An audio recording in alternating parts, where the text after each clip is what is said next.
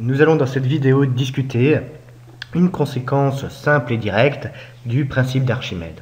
Alors, je vais tout d'abord rappeler l'énoncé de ce principe d'Archimède. Il dit que tout corps plongé dans un fluide en équilibre subit de la part de ce fluide une force dirigée vers le haut et égale en module au poids du volume de fluide déplacé.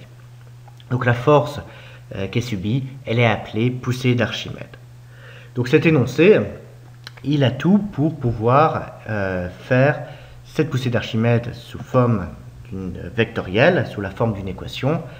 La poussée d'Archimède, ce sera moins la masse du fluide déplacé multiplié par le vecteur gravité.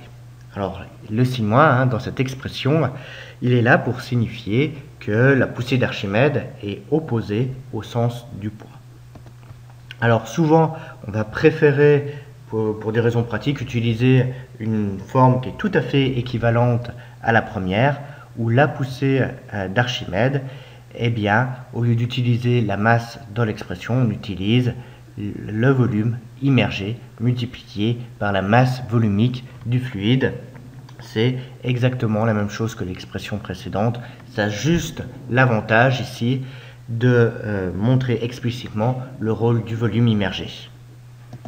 Donc nous allons appliquer ce principe d'Archimède à un cas simple où on considère un solide d'un volume qu'on va noter grand V et dont la masse volumique, elle, est notée ρ. Alors ce solide, on le plonge dans un liquide, sa masse volumique est ρf et elle est telle que la masse volumique du liquide est supérieure à la masse volumique du solide. On a donc un solide qui est moins dense que le liquide dans lequel il plonge. On va être dans les conditions où le solide va pouvoir flotter à la surface du liquide. Alors au-dessus du liquide, on a un second milieu qui cette fois-ci est gazeux et sa masse volumique ρg est beaucoup plus faible que la masse volumique du solide. Alors la question à laquelle nous allons chercher de répondre, c'est de déterminer le volume VI qui sera immergé lorsqu'on est à l'équilibre. On voit bien que ce n'est pas la totalité du solide qui est immergé, c'est seulement une fraction de ce solide et on va chercher à calculer cette fraction. Alors la première étape du raisonnement, c'est d'effectuer le bilan des forces qui vont s'appliquer sur notre solide. Alors nous avons trois forces. Tout d'abord le poids du solide, ensuite la poussée d'Archimède qui sera exercée par le liquide sur le solide. Et la dernière force, ce sera la poussée d'Archimède qui sera exercée par le second fluide qu'on considère, le gaz, et qui s'appliquera elle aussi sur le solide. Alors nous allons noter le poids Fp et le poids est dirigé vers le bas. La poussée d'Archimède exercée par le liquide sur le solide, nous allons la noter LFA, et cette poussée d'Archimède, elle est orientée vers le haut. La deuxième poussée d'Archimède, qui est exercée par le gaz, on va la noter FAG, et ce n'est pas parce que le gaz est au-dessus du solide que l'orientation de la poussée d'Archimède va changer. Ainsi, la poussée d'Archimède exercée par le gaz est toujours orientée vers le haut, même si le gaz est un fluide qui est au-dessus du solide qu'on considère. Ça ne changera pas l'orientation de la force. Alors si on regarde maintenant les ordres de grandeur, on s'aperçoit que la poussée d'Archimède exercée par le gaz sur le solide est en fait beaucoup plus faible que les autres forces. Ça s'explique tout simplement parce que la masse volumique du gaz est très faible par rapport à la masse volumique d'un liquide ou bien d'un solide. Donc ce que nous allons pouvoir faire, c'est de négliger cette poussée d'Archimède qui est due au gaz. On l'oubliera dans la suite des calculs. Donc notre problème, il va se simplifier dans l'analyse seulement de deux forces, le poids et la poussée d'Archimède qui est liée au liquide.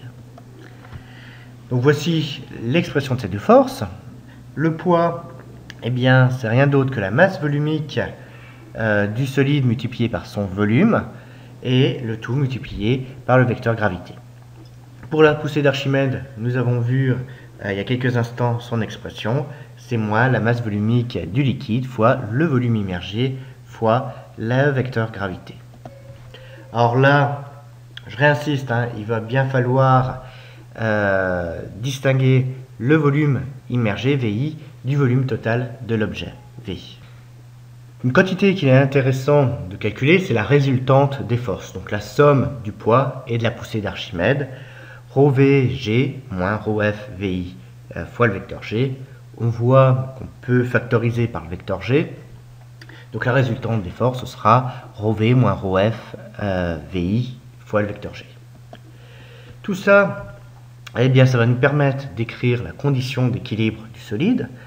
Cette condition d'équilibre, c'est que la résultante des forces s'appliquant au solide doit être nulle. Donc FA plus FP est égal au vecteur nul.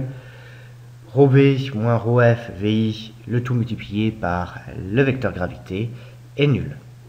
Voilà qu'on peut simplifier par G. Il va nous rester tout simplement ρV moins ρf VI qui est nul. À partir de là, on a tout ce qu'il faut pour déterminer le volume immergé qu'on recherche.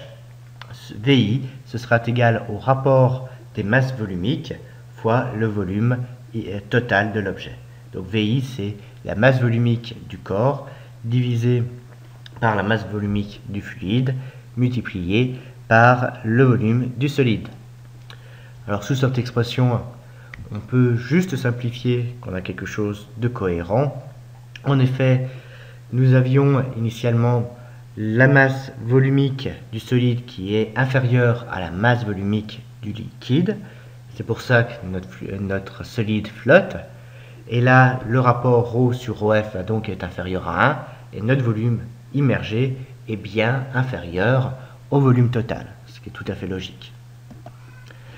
Alors on peut appliquer cette formule directement au cas d'un iceberg.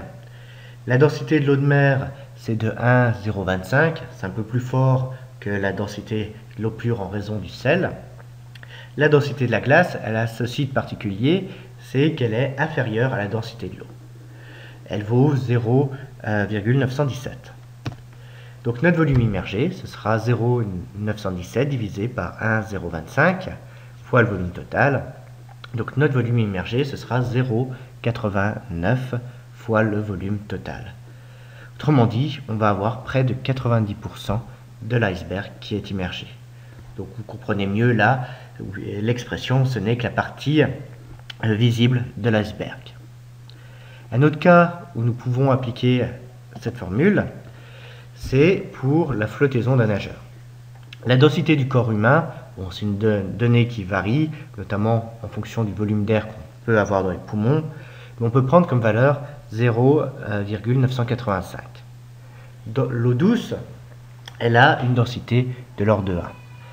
Par contre, si on s'intéresse à la mer morte, qui est la mer où la salinité est la plus importante, eh bien, on arrive à une densité beaucoup plus forte qui est de 1,24. Donc si on fait nos calculs à partir de la formule simple que nous avons déterminée, dans l'eau douce, eh bien, on a 88,5% du volume du nageur qui est immergé, donc il y a seulement 1,5% qui est émergé.